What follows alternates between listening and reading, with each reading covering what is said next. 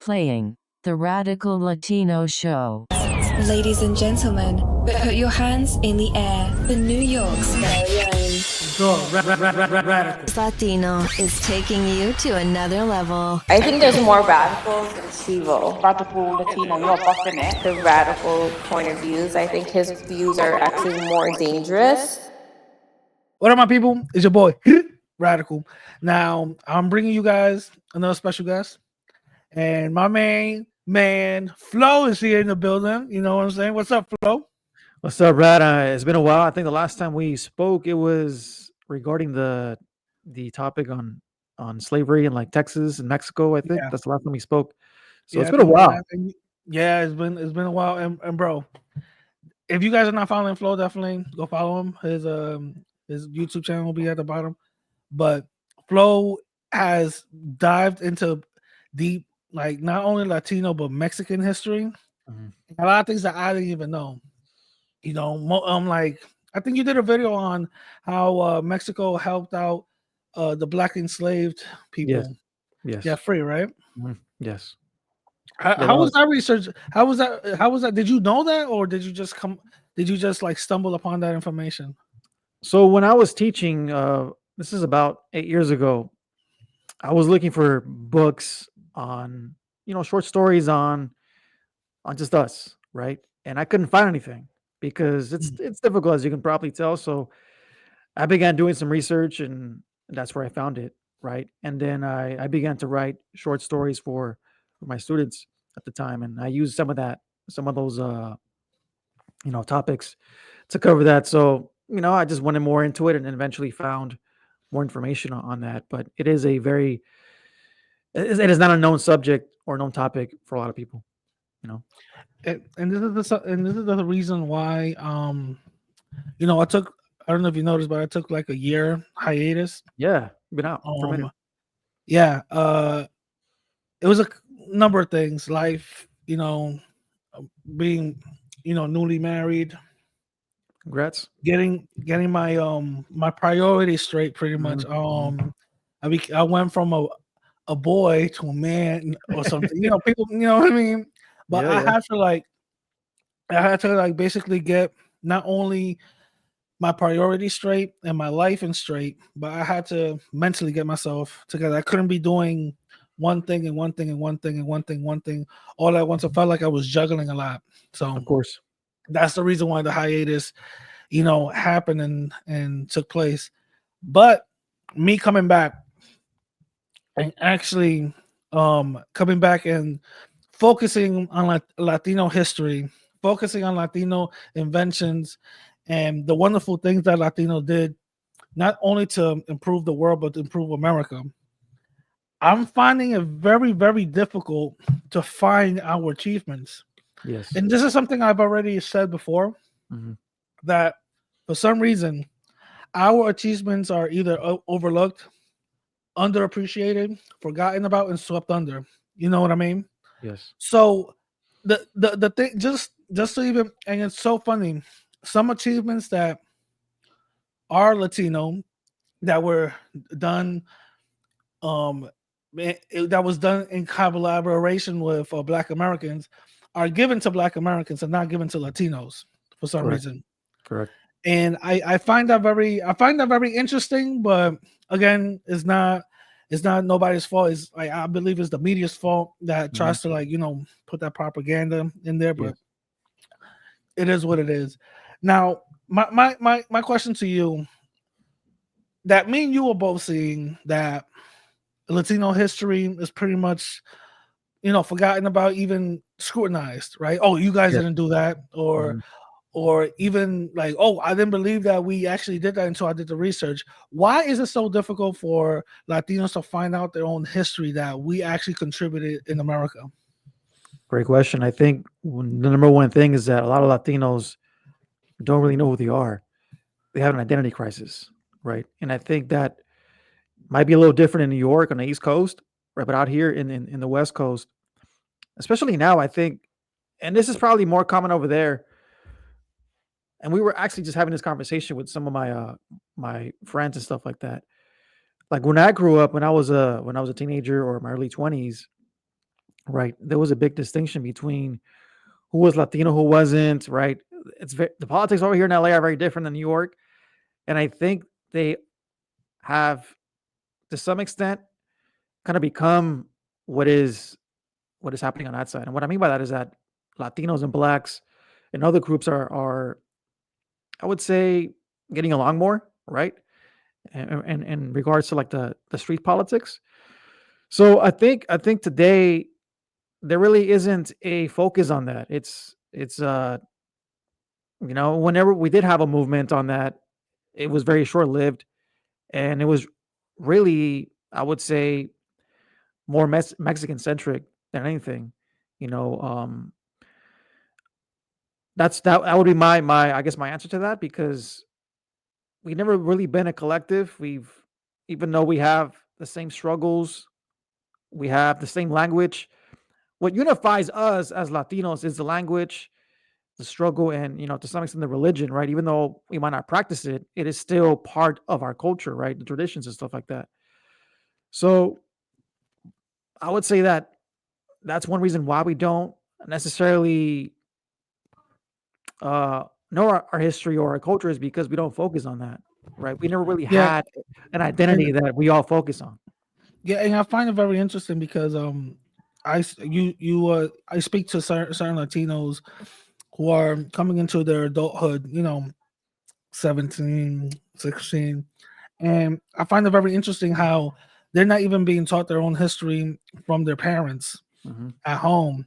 So what's happening is they're being taught white history and black history. Again, nothing wrong with that, but Yes. at least have a focus on other parts of history that other students are being a part of that, that classroom. Because it's kind of like messed up that you only focus on certain races and not others. Because when I was a kid and I want to know, hey, what were the contributions that Latinos did? The teacher basically said nothing. So that was Man, the thing that hurt. that I was like, what the hell? You know That what I was it. mean? So and and what ends up happening is these kids end up getting more Americanized Yes. and start taking their culture. Basically, it starts phasing away and they start getting a new identity, Mhm. Mhm. and then these individuals become either on one side or the other side of parts of America, and they just completely erase. They don't know Spanish. They don't know nothing about their culture or their history that actually, is very beautiful to know. And I see that that's part of the other reason that we are failing as a people, because it comes from also the home. Yes. You know what I mean? And I Mhm. try to instill that, like, um really really like hard, saying like, no, you actually do have a culture. You're not Yes. only does America have, their own little thing, but you also come from a lineage of great people. You know what I'm saying? How come other, in your opinion, how come other people aren't as vocal, you think, with their kids, letting them know where they come from? Again, I don't know how it is on that side, but I think for sure here, being an immigrant is something that today is not seen as a positive thing, right? And most parents don't want to discuss that because they're afraid that if they do, then they might get deported, right? So I would say, especially Central Americans here in LA, they're more prone to becoming Americanized. They'll even take on American names, or like anglicized names, if you want to call it that, because it's almost like, if you want to compare it to what people did in the colonial era, right? People would identify with mestizo or like criollo, because they wanted to fit into the society, right? To be able to blend in and not be attacked or discriminated against, right? Because it's all a coping mechanism, I would say. It's to stay away from the negative stuff. And with all the rhetoric that you hear today in the news and the media and the stereotypes, I think folks just want to be part of the society and want to be left alone. And I think that's the last thing they want to talk about, right? Unless it's people like us who will dig deep into our history, into our roots. For me, since I was a kid, that's what I did. I was always a curious kid. I would ask my parents, hey, how did you guys get here? Why did you guys come here? I was that kid, you know? And if parents don't have the time to talk about that or don't want to talk about it, then the kid simply is not going to care or is not, they're not going to want to dig deep into the history. So that also plays a role. Parents have to instill that in the kids, but also the kids need to have that curiosity. And today it's hard with all the iPads and the short attention span. I mean, kids don't really want to learn new things And that on don't top of pertain to them. that, Mhm. I feel like Latinos are being pretty much labeled right now as all immigrants. Yes. We're being labeled and villainized, not only by the right but also by the left. Correct. Correct. Saying that we're illegals. So in the mind of an average person, they're gonna see a Latino. You don't see us and automatically know if we got papers or not. Yep. You know what I Yep. mean? Automatically, they're gonna just label us as, oh, they're probably an immigrant. And on top of that, the negative stigma that's coming with that immigrant label is something that they're probably gonna like judge us by. What do Mhm. you think about that? And how is that being viewed in California since you're over there? I mean, I'm a victim of that. I guess you can call it. I'm a victim of that because living next to the border. I mean, it's very common, right? Every time that I gone to Mexico, or when I've flown to Mexico, I'm always asked, more questions, and I understand why. I mean, because of my phenotype and the way I look, I don't take any offense to it. You know, sometimes I even like kind of troll them a little bit. I'll take like a hat, like a sombrero and stuff like that, just to mess with them a little bit. You know, uh, so I understand where it comes from. But what I've done is I embraced it. Because at the end of the day, I'm a U.S. citizen. I was born here. I descend from Mexico, right?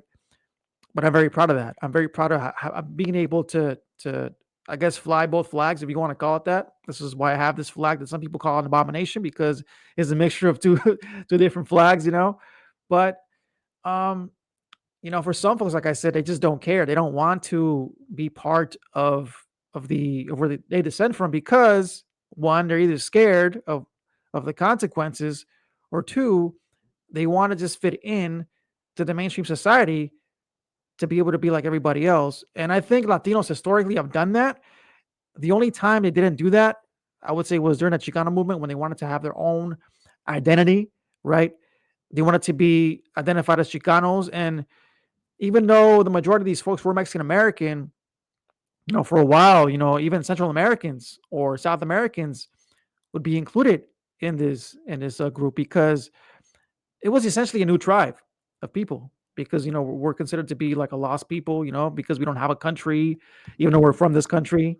Yeah, I it's think so that's what it it's was. very interesting about this, just because again, I'm not Mexican. I don't Yes. know the word or the etymology of Chicano or where it Mhm. came from, but I know I know Chicano is very extremely associated with Mexicans, right? I Yes. didn't know what it was, Mhm. so it's so funny. My next video is gonna talk about the Chicano movement, Nice. but doing my research on that, I didn't know the word Chicano was actually a negative term Yes. created by white folks. I didn't know that. I It was basically used as a negative stigma to to to Mexicans, saying that they're pretty much lazy and and dirty and disease driven. And Mexicans took that Chicano label and flipped it to something positive, for pride, for Correct. individuality. And I did not know that. I'm like, wait a minute. So not only did black folks do that with the N word, but Yes. Mexicans did that thing with Chicano also. I'm like, yo, Mhm. that's actually pretty cool. I Yeah. didn't know that. Yes. Do you know anything about the history on that? Yes. So there are multiple stories on the etymology of the word, and one of them is that the term Chicano derives from just basically from the word Mexicano, but like how like Mexicans or just Latinos in general will you know change words all the time, right? For example, like if somebody's name is Ignacio, they call him Nacho, right? Um, so that the word Chicano is literally like little Mexican, essentially, right? That was, or like you said, it was supposed to be like, well, you're not really Mexican because you're not from Mexico, so you're little Mexican, right? I don't know who coined it that, or who if it was white folks or if it was even Mexican folks, but it was directed towards folks who were born in the States, who were of Mexican descent, right? And were not considered real Mexicans to some extent. So they used that word, and like you said, they took it and they took it as a sign of pride and power, and they used it for a very long time. And again, the word has changed, and I would say that the majority of folks today don't even use it anymore because they don't understand what it means. It's evolved. I would say like the N word too. I mean, like the N word here in LA, back when I was a kid, you didn't say it. Like no Mexican, no Latino would say that. Now you you see Latinos, Asians, whites throw like it's no thing, dude. And to me, it's like what? Like maybe in New York it's a little different, but out here it's like that didn't happen. You know what I'm saying? Like Yeah, like here, you only have blacks and Latinos saying the N word. yeah, You don't have white folks, especially in the city. You don't have white folks saying the N word. You know what I mean? So yeah. it's very is very interesting when it comes to that Mhm. point. But no, you raised something really interesting, that that word, you know, started off either with Mexicans and stuff, and then it became negative with white folks, and then we flipped it around again. Mhm. But it's really weird because there's Latinos that think that they're there's a certain civil war when it comes to with Latinos, right? Yes.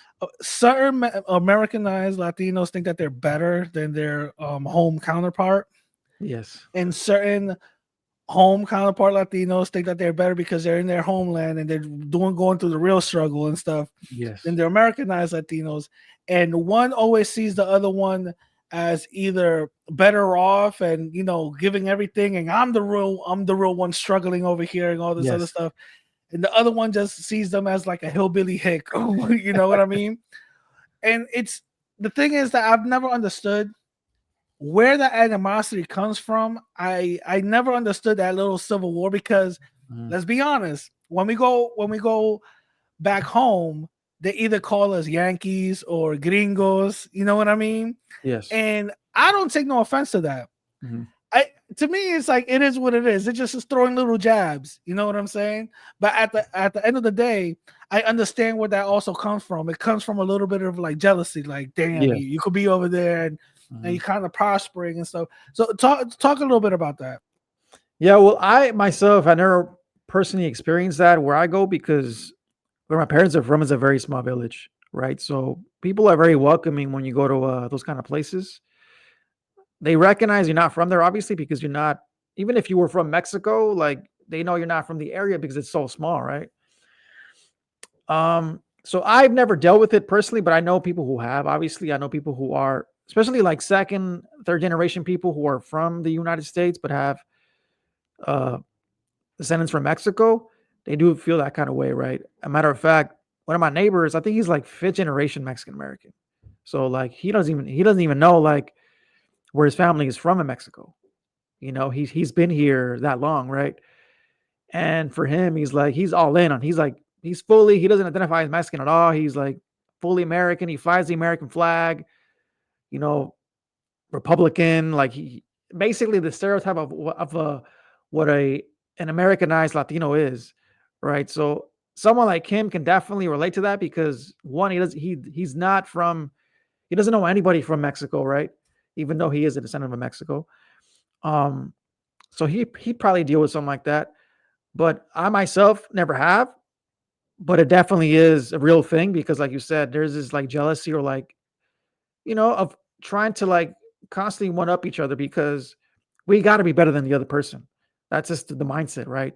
I got to have this like, and we show off in the most pettiest ways. Like it's not even in ways that if you think about it are impressive at all. It's like, well, I got a better car or like, I got a better house, or like, it's usually through materialistic things. It's not even through things that are of value, I would say, in my mind. Like, or of means. yes. Like I understand, probably you got a business or whatever the case is, and it's prosperous. All right, shout out to you, but Yeah. comparing, I got 18-inch rims and you got only, you know what I mean? Like to me, that's dumb. Yeah. Like I think was it last time I went to DR, I was with family and we were watching this little football game, and it was pretty much the DR versus America, right? Mhm. So I'm not cheering for the American for the course. DR team. No, I'm cheering for the DR team. And the thing is, it's so funny. When one of the people from DR, I think was it got a foul or something like that. I was like, right. And then my cousin goes, "Oh, shut up! You American? You cheer for the American team?" I'm like, "Yo, why I gotta be all that?" Mind you, he was born in DR, right? But he has, he is American citizen. So I'm like, Mhm. which one Well, is it? Like now, like come on. But I it's flipping. understand those are little small jabs that we throw at each other. It doesn't Yeah. really mean nothing. You know what I mean? It doesn't really mean nothing. But certain people take that to heart. Yeah, they Certain do. people be like, now you're hating on me. Why my family gotta be like, you know what I'm saying? Certain people take that to heart. But one thing I wanna talk about is something from the US elections. Yes. Going to it month after month after month. I'm talking about from the summer all the way to November. Mhm. I'm telling you, I've been in these little Twitter spaces or X spaces. Secretly watching lives on YouTube, even some TikToks, and I'm just hearing. I'm not participating. I'm just hearing, and I heard a lot of Latinos and Black folks talking about, listen, I'm gonna join the other side. Yeah. I'm gonna join the other side. I'm gonna join the other side. They're tired of the hoopla, Yeah. and it was really interesting that when I spoke to a lot of people, especially down in the city, Manhattan, Brooklyn, the Bronx, I started to get the same sentiment. Mhm. Yeah, I'm gonna go for the other side. Yeah. I've been a lifelong Democrat. I'm gonna go for the other side. And it was majority Latinos and Blacks doing that and saying that, right? To the point where they start to actually basically say the same reasons why they would do, Yes. Mhm. Economic reasons. Everything's going up, and it wasn't like this until Biden came in. Mhm. We're going to wars that we don't need to be in. On top of that, there's certain agendas that they're allowing kids to take a part of and be a part of just because they woke up one day feeling that way. There's certain sports that we're allowing certain people to participate in Mhm. because they couldn't make it in their own side. Now they just woke up one day and just say, "Hey, let me just go on this side," and Break for some some records. reason they're just crushing it. You're gonna And break with some records. there's 600 on their side. Number Yeah. 600, boo, get out of here. But once they turn the team, like turn the tables, for some reason, behold, they're number one, Mhm. which proves the whole, the whole thing Yes. about biology, about men are a certain way and women are a certain way. Mhm. But the Democrats are pretty much allowing that certain thing. Not only that, they were focusing too much on woke culture. Yes. They were focusing more on pronouns and being sensitive to other people's needs. Like, we're not kids. Like, talk to me like an adult. I can handle it. You know what I mean? And Yes. I saw a lot of that, and people who I spoke to were feeling and sharing the same sentiments as me, saying that, listen, I'm pretty much tired of it. The whole, race angle thing about, oh, this is right. To me, it just got tired. Yeah. It got played out, to be honest. It got to the point where somebody said, "Oh my God, this person said N-word." I'm like, so what? What you gonna do about it? Yeah. You know what I mean? I'm like, what you gonna do? I'm not gonna go up in arms making 30 lives and videos exposing. No, I'm not gonna. I don't care. Yeah. You know, so Yeah. it got to that point. I don't know. Tell me how you feel. Absolutely. I'm in the same boat with you. I think I really have been like that for a while now, and for me, it started back in 2017, like where I began to really reflect on some of my own uh, ideologies that I followed, right? Because when I was younger, probably like you, I was more of a leftist or more like, more left leaning. But I remember, again, this is when I was teaching, right? I was teaching a class on evolution, right? And as I'm teaching the class, right, I'm starting to see certain things, and I'm like, man, like this is human nature, right? Like we behave in ways that animals behave in, right? How there's never been a time in the history of the world where we've had peace, right? And I think the left or liberals in general is what they seek, right? And I think it's a fantasy. I think it's a very naive way of looking at things because we're never going to be in peace, right? And I don't mean that we should be in war or like we should be attacking people, right? But I think it's an ideal way to live. But you and I are both fathers, you and I are both husbands, right? We understand the dangers of the world and we live like that, right? So I think and this is at the same time, I was becoming a dad too. In 2017, I was going to be a father for the first time. And I'm like, do I want to raise my kid with some of these ideologies that I grew up with, right? Growing up in the hood, getting harassed by cops, right? Where I live, I've been here for 7 years. Not once have I ever been stopped by a cop. As a matter of fact, if I call the cops, they're here in 2 minutes. They're here on the spot. They'll show up. So my daughter's experience with cops and just like the world is completely different than mine, right? So I began to think, like, wow, like my traumas, my ideologies, am I gonna pass them on to her, to this blank sheet that has nothing, has never experienced anything in this world? Why am I gonna do that?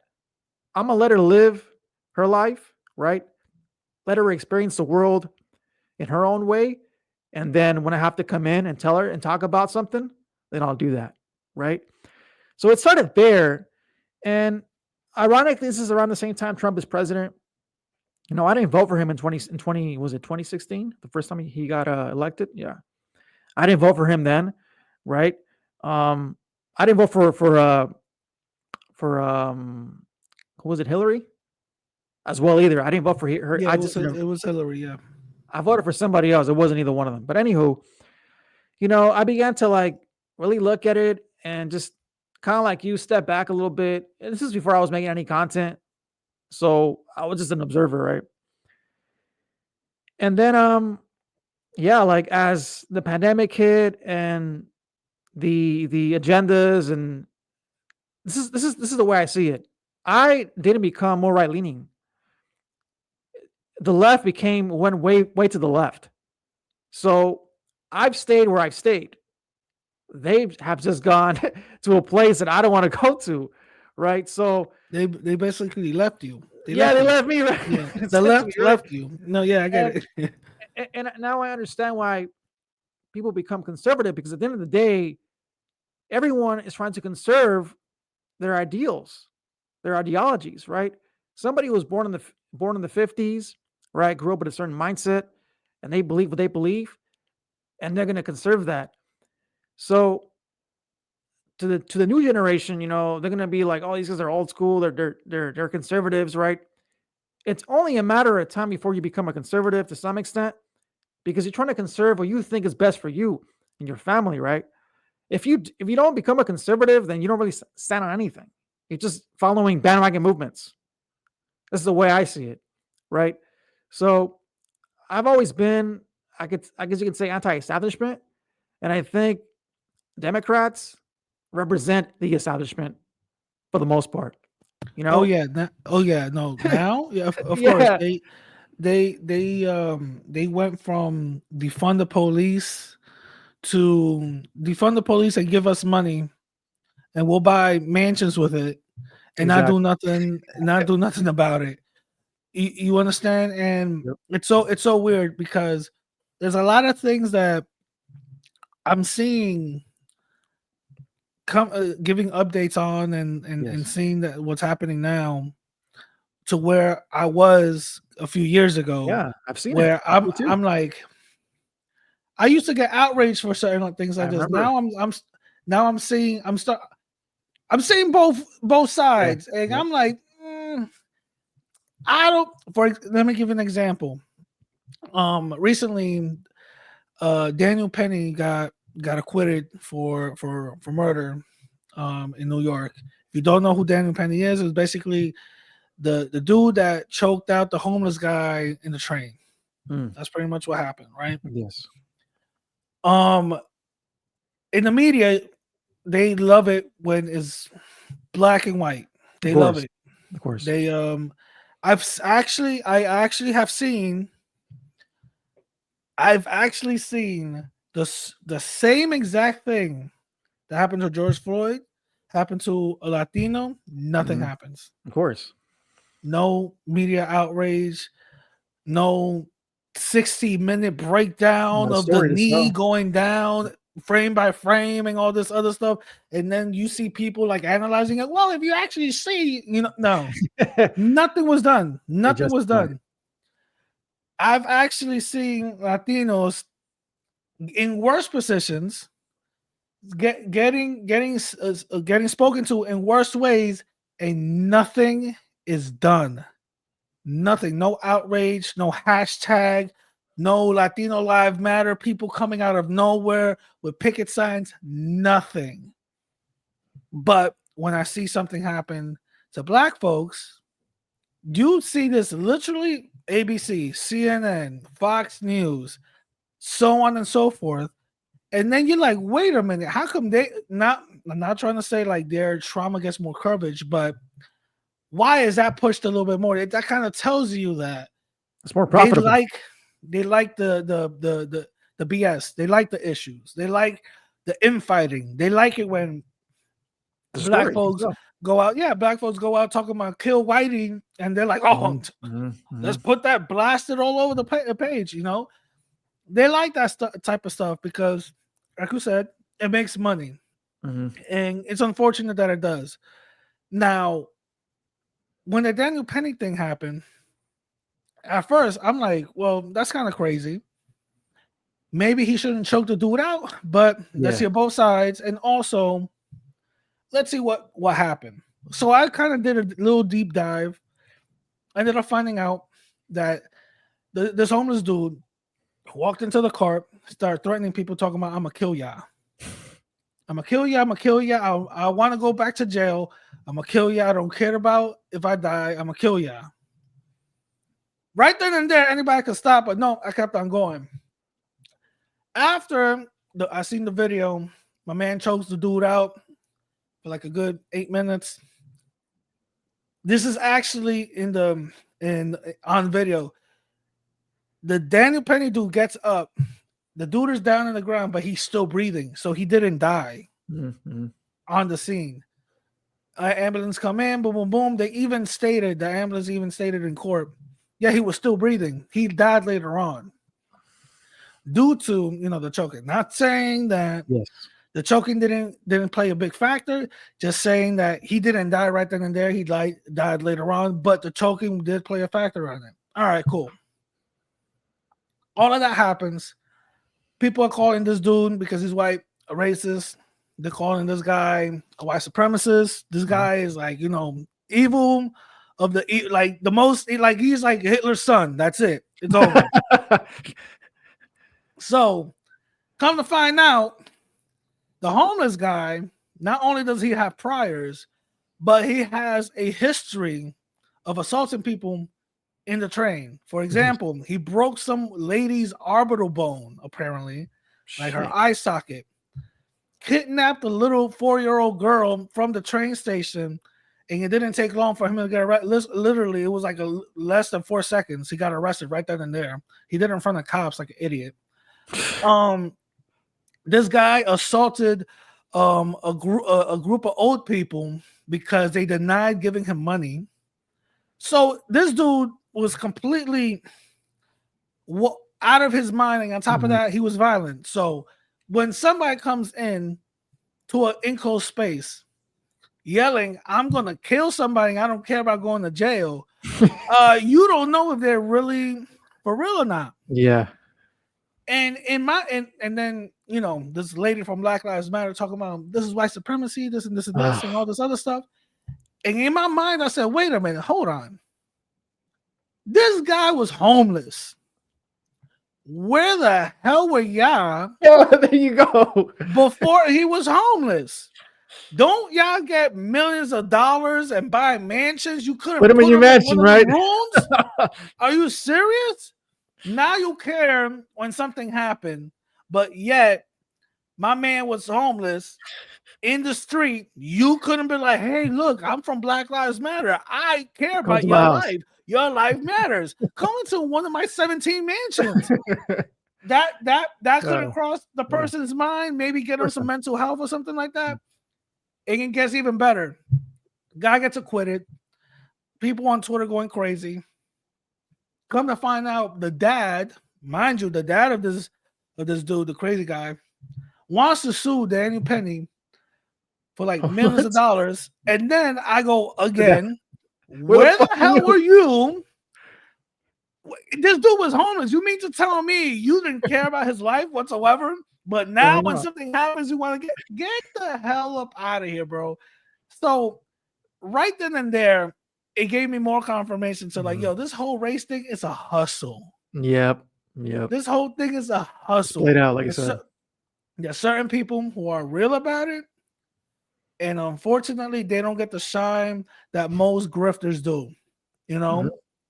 This whole thing is a hustle, and I'm like, and I start to see day by. I'm like, dude, you telling me that you are an organization that's supposed to be caring about certain individuals, and the one individual who became a victim, right, who died, you didn't even care about him until he's dead? Make it make sense. You know what I'm saying? Like, make it make sense. Yeah, it's really unfortunate too, because there obviously is people who are still racist. There's still events that happen that are discriminatory, right? There's no denying that, but these types of events or these types of stories will overshadow that and essentially will give them no credibility, right? Nobody wants to hear that card no more. Nobody wants to hear the race card. Nobody wants to hear you're racist, right? Because like you said, it's played out. It's overused. And when it's actually happening, nobody cares. Like you said, right? In the actual events that it's actually happening, nobody is going to care anymore. So for sure, it's a hustle. It's a story to sell. And I think as long as they continue to do that, right, Democrats will continue to use pandering tactics to try to sway us to vote a certain way. And another reason why I don't vote with them, because they don't stand on anything. They don't have a backbone. They don't believe in anything. You're right, and they rather not get canceled. Yep. Than saying the right thing. You know what I'm saying? Like, no, say what needs to be said. Like, again, going back to this whole Daniel Penny thing, they started marching. It was a little BS march, like not compared to like burning down, cities. Yeah. But they started 20 people started marching, whatever. They started marching about this, talking about our lives matter. Hold up. I did a story not too long ago. Well, actually a couple of months ago. Well, in Baltimore, there are black kids at age 12 or 13 that cannot read at their grade level. Shoot. They are literally, they're literally stuck. And it's not the teachers are completely like, they're giving up on the kids. The system is giving up on the kids, and they're just leaving them just whatever. And the majority of those public schools are below the reading recommendation for those kids to pass. And the thing is, and I kept on saying, how come y'all not marching something for that? How come you guys are not marching for the fact that veterans are coming back home homeless? How come you're not marching for certain families who can't make ends meet? You guys got all this money and you can't get. Listen, back in the 60s, the Black Panthers used to get donations and that used to get funneled back into the community. They used to pay people's rents. They used to actually buy people food. They used to be people's babysitters, believe it or not. That was insane when I started like finding out certain things like that. And you mean to tell me you have a whole organization with 17 rooms, 14 mansions all over the country, and you're not utilizing that whatsoever? Come on, bro. That makes no sense to me. And it's so weird because these woke, super woke, they're so woke they're asleep, I believe, because some of this stuff doesn't even make. It's true. Some of this stuff doesn't even make sense. Actually, recently I saw one of my friends who is super woke, right? Talking about, listen, I'm a teacher, and in Massachusetts they decided to take away the test to give to kids so they could pass to the next grade. Basically, they have the same thing in New York, where you have to take a test throughout the whole year. The teachers only give you what's on the test. They don't teach you anything else. They just teach you what's on the test for you to pass. That's how the school gets more funding. The more kids that pass, that means that's a good school. They keep the teachers there. They get more funding, so on and so forth, right?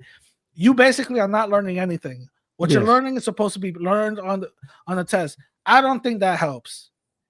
I really don't.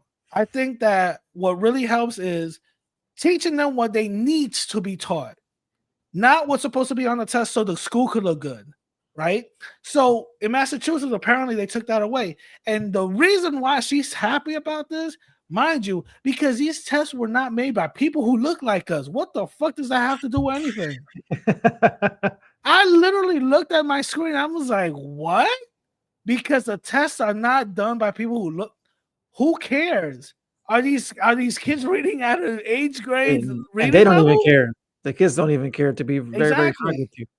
You know, working in schools and seeing how they are. I mean, schools, they're probably very similar here in California. Their main incentive is for kids to attend. They want you to attend school.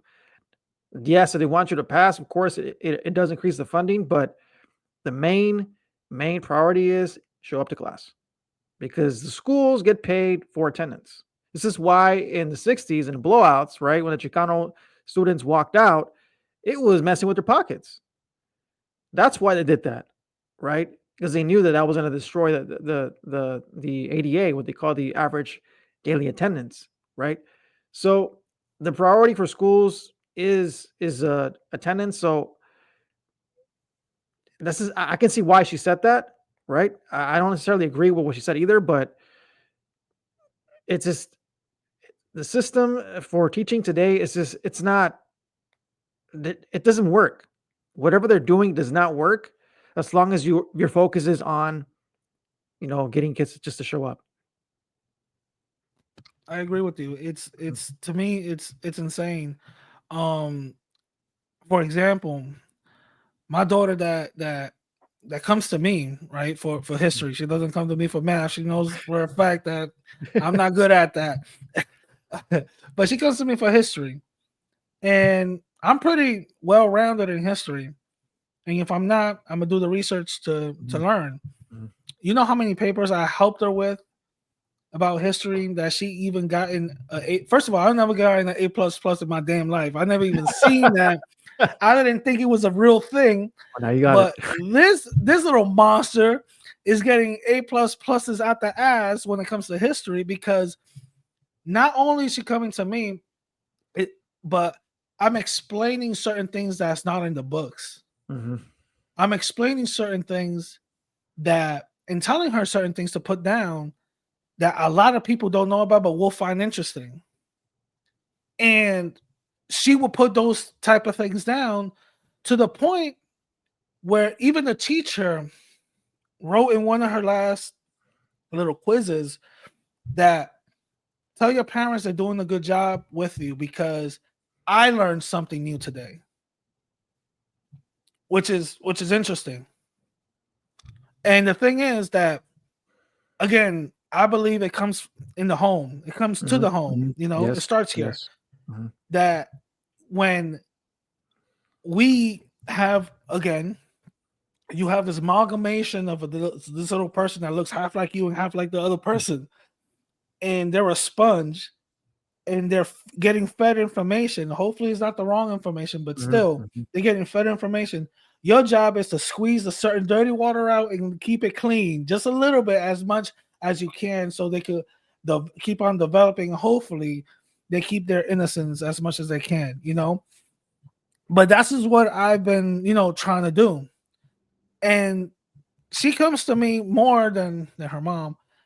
She comes to me about, hey, the whole transgender issue, and she tells me her opinion, and she goes like, what do you think? And I break it down. And the thing is, not only do I break it down, but I ask her follow-up questions to see where her mind is at. You know what I'm saying? Because right now, when I was a kid, the last thing I thought about was sex change at all. I'm gonna keep it real. When I was a kid, especially in middle school, the first thing I was thinking about is going home. Not getting it, not trying to change it. Exactly. I was going home and just chilling outside. There's a shorty I like. I was trying, like you said, trying to get it, not changing it, But that's the last thing on my mind, So now the kids are like, what you mean now? You have to start talking or even thinking about. It's a fad, man. It's weird. It's weird, and like you said, it is a fad. And this is a good transition into the whole Trump thing. Okay. I like what Trump said when he's going to get into office. The fact that he's going to stop kids from getting transgender surgery and pills. He's going to stop all of that until they're 18. And I think that's a good thing. Got into a little debate with this person giving me stats telling me that these puberty blockers are good because they're reversible. And she gave me a study which did say that. And I said, it's real funny how only in America it's accepted, but everywhere else that did that same study, UK, they banned it. Africa, they completely banned it. And I believe in South America, they I think one country banned it or something like that. But all these other people, all these other places are not finding the same conclusion as America. Nope. I told her, where did you get the study from? She told me an LGBT website. So I said, so the same people who's pushing this propaganda is giving the same studies. That's not a coincidence. That is not a study at all. You don't. It's like me. It's like me going to the Klan. Hey, I want you to do a study about racism, and then they're like, "There's no racism." There you go. Yeah. You know what I'm saying? Like, wow. Like so I'm like that makes no, that literally makes no type of sense. So I we went to a little back and forth. She did little TikTok videos about me. It is what it is. Oh, really? I got to see these now. Yeah, it's so funny. But the thing is, her main thing was like, have you spoken to a transgender youth? I'm like, I don't have to speak to one to know that that's they don't wrong. exist. And two, it's irreversible. I could care less what they think in their mind at all. I don't really care. Whatever you do once you're 18, that's you. I respect it. Keep it going. My thing is, don't tell me now little kids have the choice. Because if you can't get a tattoo when you're 7, don't tell me that you'll be able to cut your joint off when you're 7. Right. Like, come on now. That makes no type of sense. Yeah. So, now I'm going to transition to the whole Trump thing. A lot of people started giving me a lot of heat. Some family members, certain followers of mine, talking about why you're voting for Trump. Because I did posting. I made it very public that I am voting for Trump. And I'm not afraid to even say why I voted for Trump. And the main reason multiple reasons is economic. Mhm. That's one reason. Two, this immigration crisis and all this other stuff. We'll get into that in a little bit. Mhm. And the whole propaganda when it comes to kids. That's the main reason why I voted for Trump, because he said he's going to stop all that. Now, does this mean I'm in the right and I'm cool with Trumpers? No. Yeah. I know exactly what they think about us. I know exactly what they say behind closed doors. I'm not going to go even be blind to the fact that, oh, me and these people, we're cool. No. But we share somewhat of the same, Ideologies. ideologies and ideas Mhm. that we want to just keep everything, as is, not change it into some craziness and basically start, messing things up to the point where it's irreversible. And then people are looking at us like, well, goddamn, you know what I mean? So that's at least that I know that's something that we got. But as far as being buddy, I know for a fact that there's some hardcore people that don't even want me here. You know what I'm saying? Mhm. So I'm not blind to that fact. So it's very interesting. So first of all, let's go into the whole Trump thing. Yes. Did you vote for Trump? And if so, why? And let's talk about why the majority of Latinos did vote for Trump, because you made a video and you actually broke it down pretty good. Yes. So let's go into that. Yeah. So just like you, I had the same reasons for doing it. Right. This wasn't something that I did lightly. I thought about it, and I knew that Harris was not somebody that I was going to vote for sure. Right. So it wasn't like, oh yeah, I'm going to vote for Trump just because I hate Harris. Like, no, it wasn't like that. Like I told you earlier, once you get to a certain age, there are certain things you want to conserve, right? And like you said too, as you are moving up in the economic ladder, there's certain things that don't benefit you anymore. So like, why would I vote for something that doesn't benefit me and my family? At the end of the day, that's what I'm going to look out for. That's my main priority, right? That doesn't mean that I don't care about people or I don't want them to get help, right? But I don't want the government involved. I'd rather have private organizations or just folks who have money to assist in that situation, right? Um, and just like you, like I said, I mean, like there's certain things that I want to conserve within my own culture, and I think, like I mentioned in the video, I think Latino men in particular, because we were blamed, right? We were like, oh, all over the news, Latino men and black men are the reason why Trump Talk got voted about the in. machismo. Let's talk about the It's machismo. our Let's talk fault, about right? that. Yep. Yeah. So, and I think Because that is a key, we hate women so much. Like, right? okay, so why my Exactly. wife is always in the kitchen? That's her place. Right. Now let's just no. But we were blamed for being machismo and all that other stuff. Yes, and I think our people, our men are tired of that shit. They're tired of hearing that we are not. First of all, I mean, to me personally, I don't care because I'm already married. I'm not trying to date anybody. I'm good, right? But I notice this about a lot of Latino women who are not married or are divorced or were married to men of color at one point, and now they're married to white men or want to marry white men because we're too toxic or whatever, right? They're getting these ideologies from white liberals, right? And I think that is one of the things that's affecting our culture, right? You talked about why don't we have unity in our culture? Well, it starts at home. Even the women and men are not getting along, right? And before there was a very clear gender role in our culture.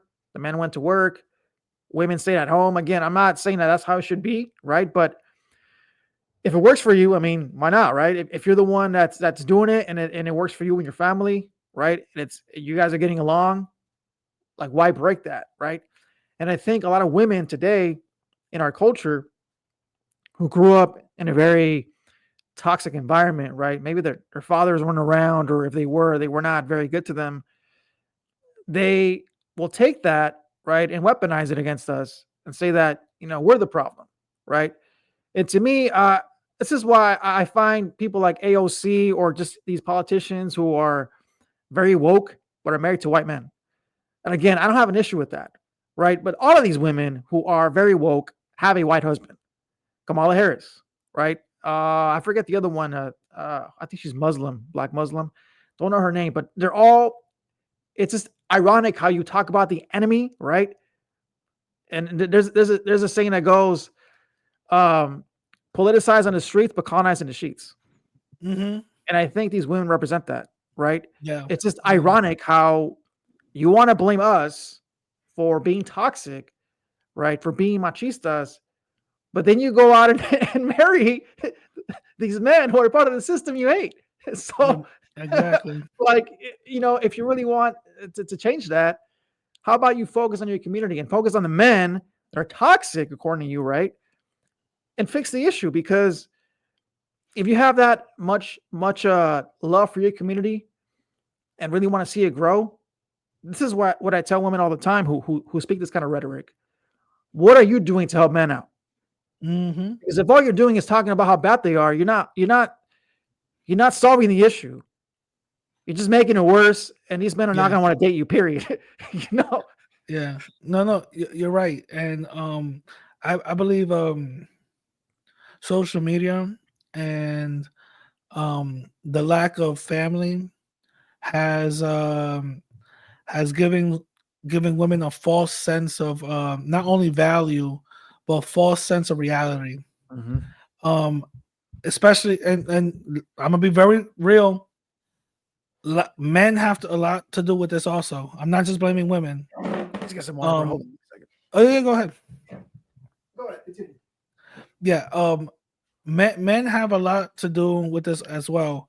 Don't tell me that a woman could just make $300,000 on OF by herself from other women. No. That happens because of men. Yes. That happens because of weak men. If men are supposed to, I run into a lot of these little dating podcasts and I see a lot of insecurities. Oh yeah. I don't believe 100% of what these people say. I see a lot of insecurities, and it even comes out when they speak to these women. Oh yeah. That first of all, talking about a man shouldn't be emotional, and then within 5 minutes you get emotional and start kicking one of these women out. Like, come on now. Yeah. That's crazy. So my thing is, men have lost their way into being real men. And what do I mean by that? Providing, mm-hmm. Being the supporter. Not only that, and also being the protector. Since I don't know, let me know the last time you heard another man actually say, "Yo, my woman actually told me it's okay to I could be my feminine self around you because I can tell that you got everything. You got this." I don't know that many. I don't know either. You know what I'm saying? I don't know that many. So the thing is that women want to get, what do women choose? Women choose the providers. The women choose the top of the top. Why? Because biologically speaking, they're gonna be okay. They're gonna not only be protected, but they're gonna be provided for. So men has forgotten it, and again, women has forgotten their place in the whole hierarchy part of things. And I think there's a lot more weak men out here than there is toxic women. Are they toxic women? Are they an abundance? Yes, but they're not a plague the way weak men are. And I believe that the reason why, and I can show and prove there's a lot of weak men here, is by the millionaires of OF women who become that overnight. They didn't become like that because of other women supporting. If that was the case, the WNBA would have been $1 billion company right now. You know what I'm saying? We have a very good point too. Yes, we have to speak the truth. Yes. So this is the reason, because there's a lot of weak men, and now I see that because of that, a lot of women are losing respect for other men who aren't weak. Mm-hmm. And they think that just because a man is telling them that I want someone feminine, they think that, oh, you want someone weak. That's not the point. No. And that's not what that's not what men are talking about. They believe that, I gotta be a boss chick. There's never been a woman who's ever said, I want to be a boss chick, but then also in the same time say, I want a boss man. No, you never hear that. They always talk about individuality. You know, you've never heard that whatsoever. So I believe there's a lot of disconnect when it comes to men and women nowadays, especially in the modern era. Because when you speak to some of these other women who are overseas, some of them are the same way, and most of them are not. They actually have somewhat of traditional views. Of course. So it's very weird and interesting to know that America is going in a certain way when it comes to the female and male dynamic. Mhm. You know what I mean? Yep. Yeah, of course. And I want to speak a little bit more to that in regards to like the dynamics between men and women, and specifically those women who say, I want to be a boss chick, right? Like you said, I mean, in our culture, traditionally, that hasn't been the case, right? So women who do have that mindset is because, again, they probably didn't have a provider at home. So they felt the need to not be in a situation. Again, it's a coping mechanism, right? To not be in a situation like that. But what women realistically wants to be the one providing for an entire family? I mean, maybe there is some. I mean, and again, because they want to, but usually it's because of trauma, right? Because biologically speaking, we're not that far away from being hunter gatherers. We're only 5,000 years away from being hunter gatherers, right? Society is civilization is not that old, so our instincts are still very, very animalistic, right? People think that we've been in civilization for so long, but no, it's still fairly new. So for the most part, women still have a lot of these instincts to be mothers, to be feminine, to be nurturers, right? While men still have the instinct or the need to to travel, to provide bread to the household in one way or another, right? And when we talk about protecting women, we're not just talking about physical protection, right? We're talking about providing emotional support too. And I think a lot of the men today, like you said, don't know how to do that because for whatever reason, they don't know, they just were never taught or just don't know how to do it. So I can see why women also say, we need somebody who can meet these needs. I can see that where it's coming from. But going back to the whole Trump thing, right? It's connected because again, off the bat, that stat is thrown, immediately. Like, hey, it's blame it on these guys over here. I mean, if that's not tactical, if that's not strategic, if you don't start to think they're trying to divide us, then I don't know what else to tell you. Because why would you say that? Why would you immediately go in? How would you even bring that stat up like off the bat? Like, how would you? You know what I mean? Like how does that cross? Yeah, How does that cross the mind? Yeah, yeah, no, it I was get it. clear that was very, very strategic, and they were looking at that. And I think the folks who came up with these stories or gathered the data up already knew this. They knew how we're thinking, right? They Yeah, understand what we want and understand that by dividing us, by keeping us divided and fighting with each other, we yeah, cannot unite. And I think whether you like him or not, I think what he represents is populism, and that's very yeah. dangerous for America. Um, there was these stats that I might pull up on the screen, but I got it on my phone. That during that time they said they woke the sleeping giant up, and they were referring to Latinos. Mhm. They credited the win for Trump to Latinos and white people. Yes.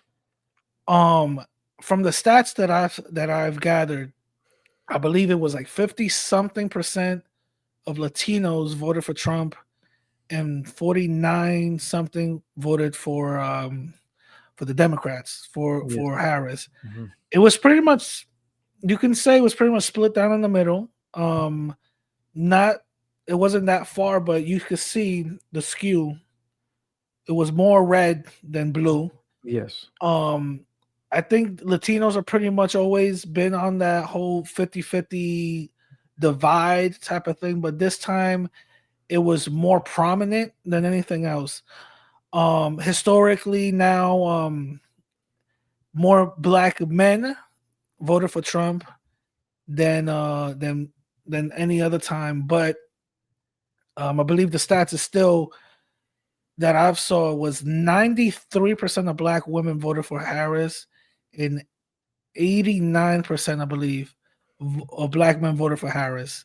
Still, and that tells me something, and something I've always heard, and I'm not trying to be disrespectful here, but I've always heard that votes are moved by black folks. I've always heard that. That if you have the black vote, you're a guaranteed win. I've always heard that. I always heard that this vote from the black community is if you guarantee it, you're guaranteed the presidency. And this, when I saw the stats, I'm like, this is a complete lie. Harris got 93% of black women and 80-something% of black men and did not win. But they're crediting it to Latinos and white folks because majority of white people, like 77%, voted black, white men and women voted for Trump, and the second largest were Latinos, Latino men and women. So I said, wait, hold up. You mean to tell me that Trump won not only because of white folks, but the second largest were Latinos? So that myth of me seeing that black vote is important, I'm like, it's not. It's a Latino vote Whatsoever. It's a Latino vote. And then I decided to just dive deep into the whole Latino population thing. And according to Pew, Latinos have risen up in population by 19%. We went from 18 to 19, so 1% up. 19%. Maybe that's because of the illegal, immigration that's coming in. I don't know.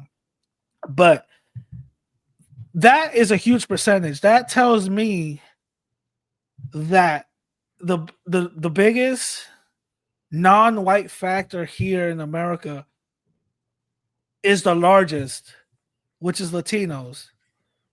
And I believe that pretty soon we're going to start seeing more pandering to Latinos. Yep. More Latino-centric history and propaganda when it comes to us, good and bad. We're gonna have the little BS happening, but also we're also gonna have the good. But that's what I started to see. So that whole myth of the black vote being the biggest and the largest and the most important is complete a lie, because let's be honest, Kamala Harris didn't say nothing about what she's going to do to black folks, how she's going to help them out. What she ended up saying is she's going to keep it the same as Joe Biden. And I'm like, oh, okay. She even said that she's going to focus more on like transgender issues. How did you still get 93% and 80-something% of that group when you didn't promise nothing? You know what I mean? Yeah. That tells me that group is extremely blindly loyal. And again, if they want to be that way, there's nothing wrong with that. Keep it going. Shout out to y'all. But I think that's a very dangerous thing. It is. Extremely dangerous when you're voting blindly and not getting nothing out of it. That's extremely dangerous. So I saw at least there's some common sense in the Latino community, at least, because when Trump was talking about deportation, he also said we're not going to deport the working class. Yeah, he's going to deport the illegal ones that are committing crime. Yeah, which makes a lot of sense. I mean, no lie. I've gotten my CCW. I don't know if anybody knows what a CCW is. That's a concealed carry weapon. I've got my CCW. Did the class, did everything that I need to do. I got it. It's done. And the main reason why I did it was because of the whole crime issue that has been happening since, they taking over buildings now. Like you mean to tell me you don't need to go to an office and just say, hey, I want to offer you some money. No, you just go in there with AK-47s and be like, hey, yeah, you gonna pay me now. Like, what? Cartel status, man. Exactly. So I'm like, yo, this ain't New Jack City. This ain't, you know, like, what is going on? Like, what's going on? Like, so with things like that, I'm like, nah, I gotta just to protect my family, I gotta stay strapped. You know, my wife doesn't like it. She doesn't like it. She carrying that thing. But the thing is, she understands. She understands. We could go to a movie theater and something might just pop off, and I'm gonna be in the news as one of those little like pictures that come up. No, I'm not gonna. No, hell no. If I'm in an opportunity, I'm gonna definitely. I'm a buzz back. You know what I'm saying? Like, at least because I'm not gonna just die. Just, you know, praying to God. No, I'm gonna fight until I can't fight no more. So that's my main thing. So what do you think about the whole vote thing? Or what do you think about the numbers? Did you find it interesting? Did you find it that the certain group that voted the most did it blindly and it didn't move the needle whatsoever? Like, what do you think about that? You know, it's interesting because again, here on the West Coast, because we are so heavily populated with Latinos here, I think the focus has always been Latinos here. So I think I've seen a lot of that loyalty on this side too with Democrats as well, right? Whenever you try to have a conversation with somebody about, well, this is why, you know, you should vote for this person, it's like, well, you know, Trump's evil, Trump's the bad guy, he hates immigrants, right? And like you said, I mean, like, it is, first of all, you know, I understand people's concerns with, especially if you're not documented, right? Like, oh, I'm going to be deported. That's always going to be in the back of your mind. But tell me a time in the history of the United States where immigrants have not had that fear, right? They had it in the last administration. They had it under the Obama administration. They had it under Bush. They've always had that fear of being deported. So whoever's coming in isn't going to save you. That's the first thing, right? Secondly, like you said, it just makes zero sense for the United States to deport everybody, which is impossible, by the way. I don't know how you would do that, right? Because it doesn't benefit them. It doesn't benefit the economics. A lot of these people are getting exploited. Why would you benefit? Why would you deport somebody who you're gonna exploit, right? You're gonna deport the people who are committing crimes, and like I said, rightfully so, because what the hell are you doing here if you're doing that? You come to this country and you start messing around. Like, why are you here? Right? If you're gonna come here, it's because you want to better yourself and make something of yourself, not ruin yourself, right? So that's who he's talking about. And those people are going to be easy to catch because they're going to have records, right? You're going to have arrest warrants. But of course, when he comes in, I'm pretty sure this is going to happen. You're going to start seeing these stories of these people who are getting deported, and probably because they got a DUI, right, or whatever, and stuff like that. But they probably have a previous record. But because they got the DUI and they got caught, that's what's going to get them deported.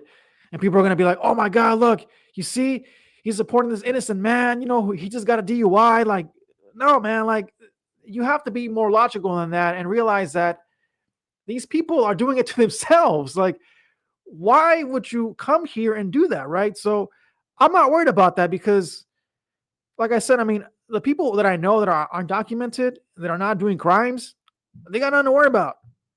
How are they going to catch you?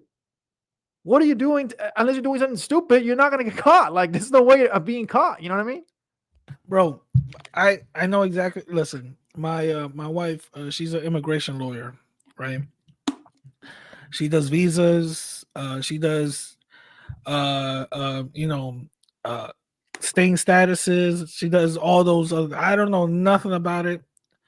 She does all of it. You know what I'm saying? She's proficient in that. So shout out to her. And I've heard and seen certain people that basically tell her the most dumbest thing. If I'm a victim of a crime, can I call the cop? She tells them straight up. She's like, yes, you live in a sanctuary city. Yes, you can call the law. It's fine. They're not gonna ask you for your status. You know, but guess what? A lot of people don't know because that fear Yes. comes in.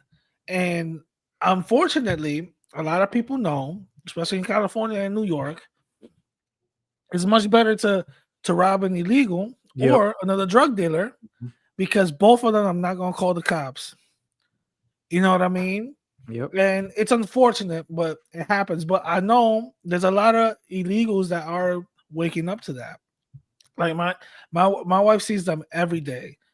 Gives them ETN, like, here you go, you qualify for ETN. You can actually start paying taxes and stuff, and then from there you can start becoming a citizen. You know what I mean?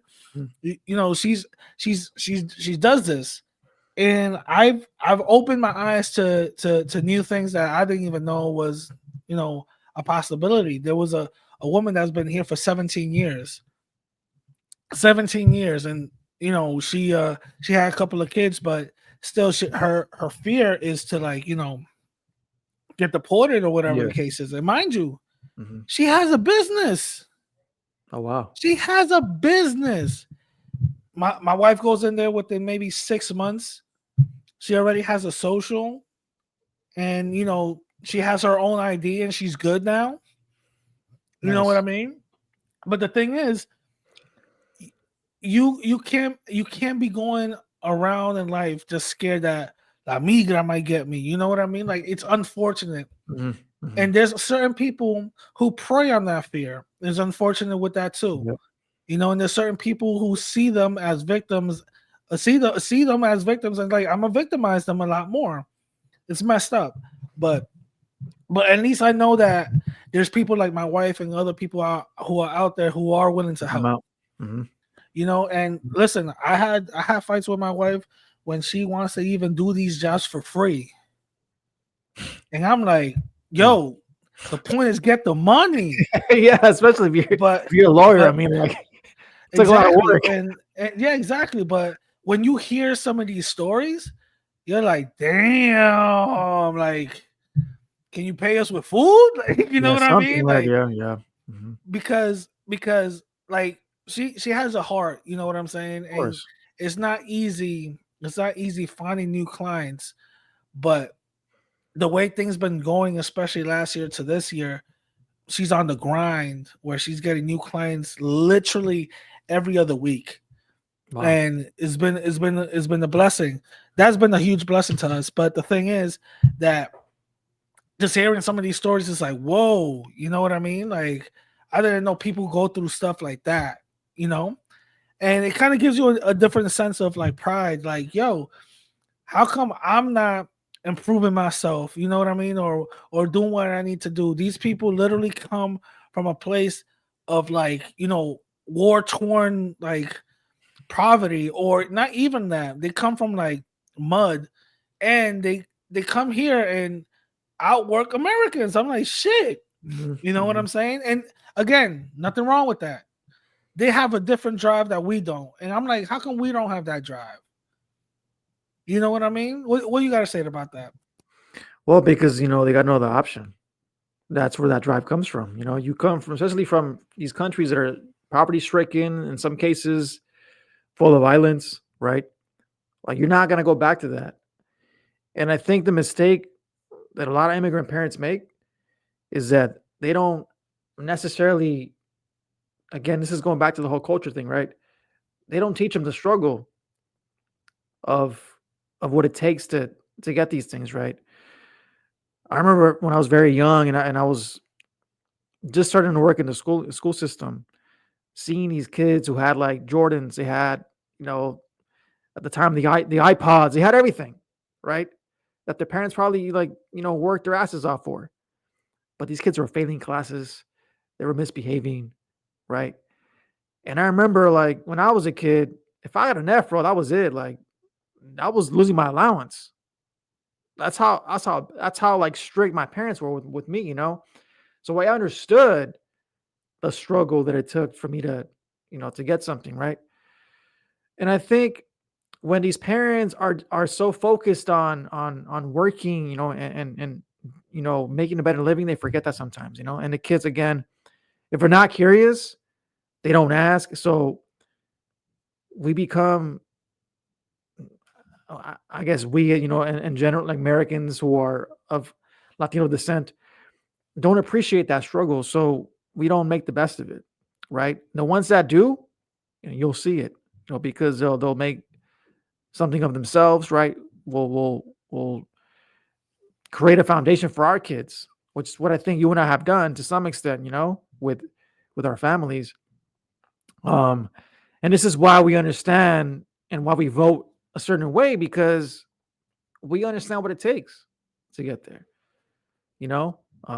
Bringing it back to the whole Trump thing and voting and why we got to do what we got to do. So, in a nutshell, this is why I voted the way I did, and why I think really when you vote for anybody, that should always be your mindset. How does it benefit you, right? Your family, especially if you are raising one. When you're younger, it's a lot easier to be more empathetic because you want to include everybody, and I get it, But what I want the listeners who are listening to this to understand is that not everybody who voted for Trump is a racist, is a homophobe, is a whatever you call people. It's way more complex than that, and I think if people understood that, then we would be able to get things done. I agree. I definitely 100% agree. I got a lot of backlash from certain family members. I bet voting for Trump. Well, did you get any pero por qué? Like mijo, why? Did you? Not from my my parents or family members, but I did get it from a couple of friends, who were like, man, how could you do that? The again, going back to the whole immigrant thing, and they even used the whole like, well, he's a rapist, that, oh, he's like a whatever, all of his, and I'm not justifying that or whatever, but I'm like, look, none of these guys are innocent. If you're gonna vote for somebody who's innocent, well, vote for Jesus, because none of these guys have a clean track record, bro. Like, listen, when they told me that Trump is racist, I'm like, you're right, he is. Is Joe Biden, is he not racist?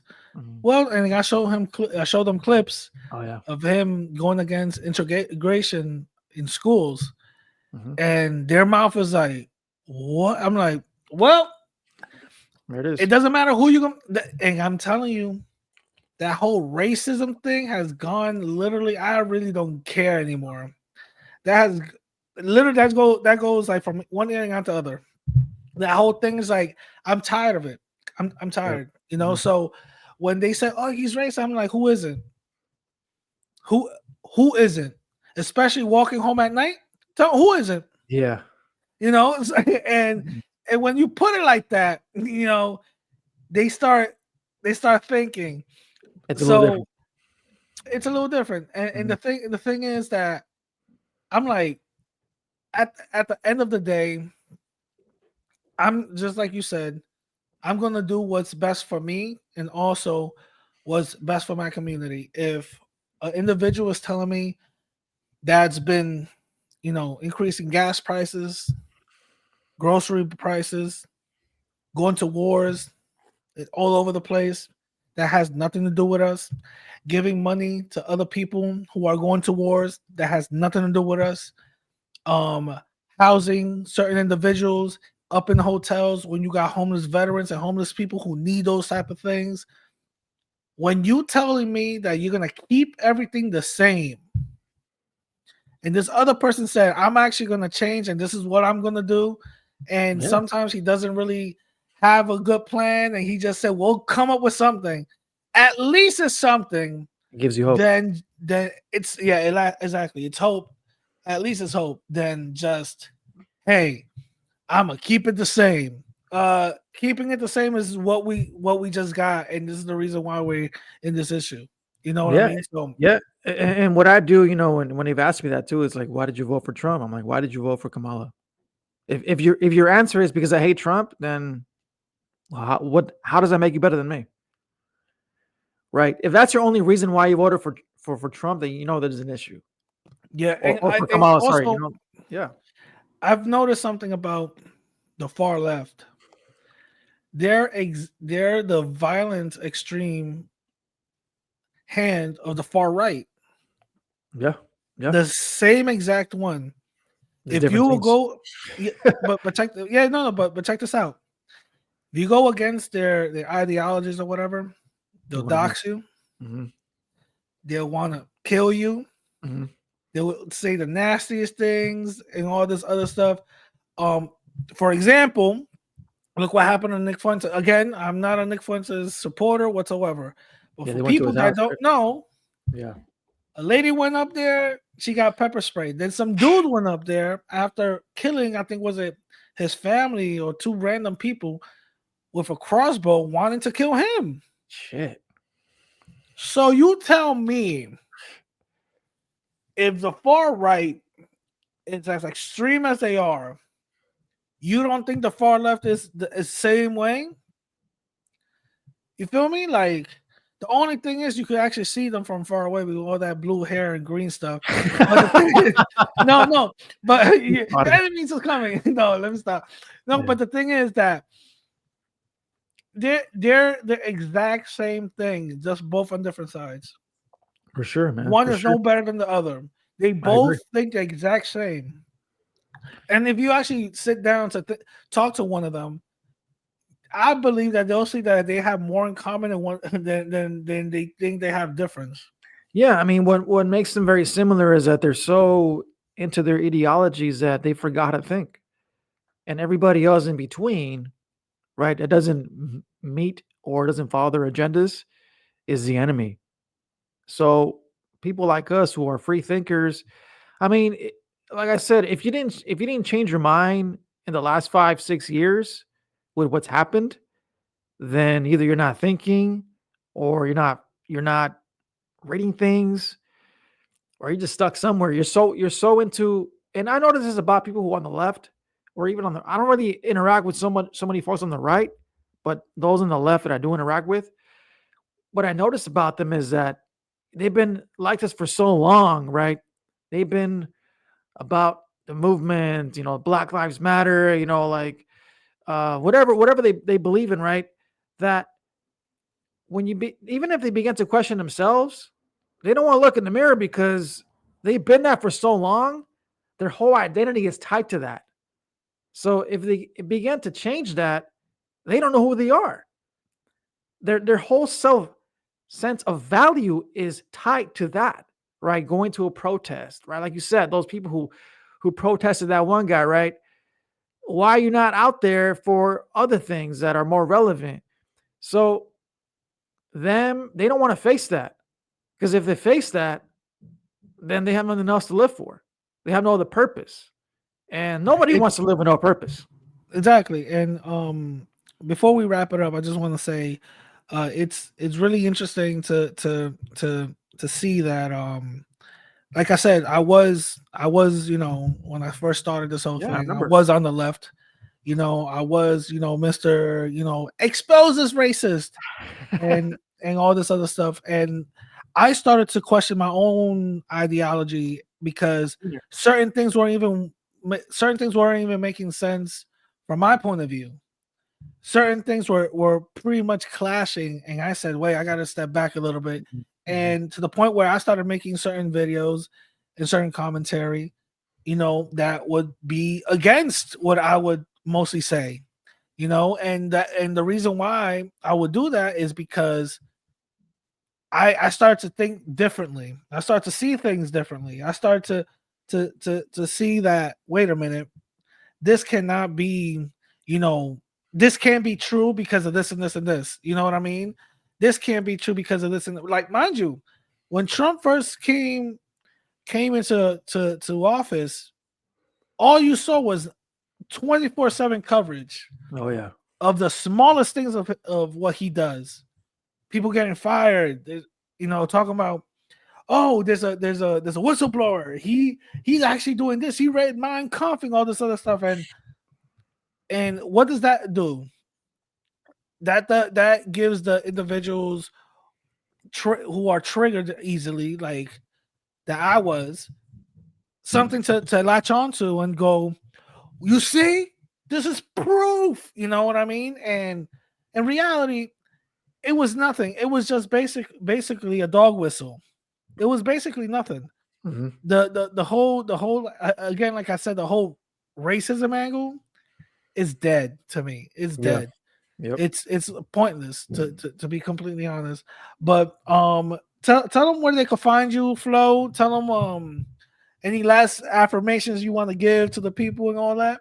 Sure. Well, thank you again for having me on. I know that it's been a while, like I said, since you had me on. I appreciate any time you could have me on, considering that, we're on two different time zones. So I appreciate you staying up this late. I know it's almost 12 o'clock on that side, I think. So Yeah, it's yeah, almost 12. yeah. So that's the first thing, shout out to you and to your channel. And like you said, I've seen your evolution, since you first started doing content. I've seen how much you've changed, and I appreciate that every time we've had any kind of conversation, it's always been very logical, never been disrespectful, right?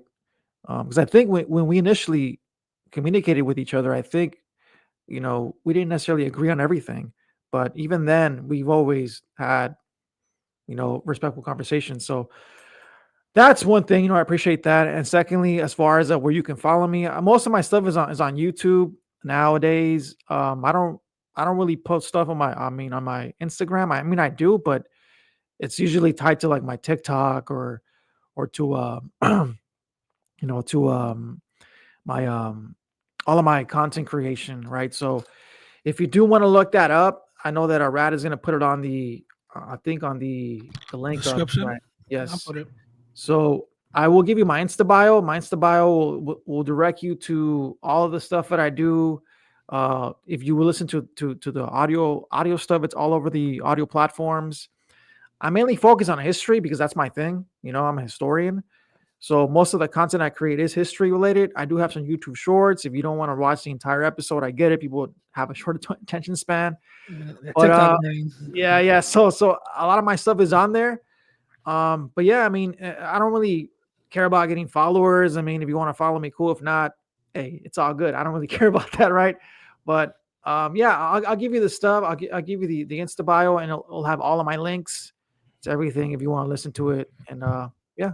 Yeah. And for people who are watching this new episode, again, my podcast, like I said before, is just gonna be for like little interviews or whatever. Want to see my latest things? Go to my YouTube or TikTok. That's where I'm mainly gonna be posting and stuff. And it's basically gonna be about Latino history, about anything, crime, empowerment. It is what it is. There's even some certain things that are very interesting that Latinos did, who invented things that is very mind blowing. But with that being said, I'm gonna catch y'all later. Peace. Peace out.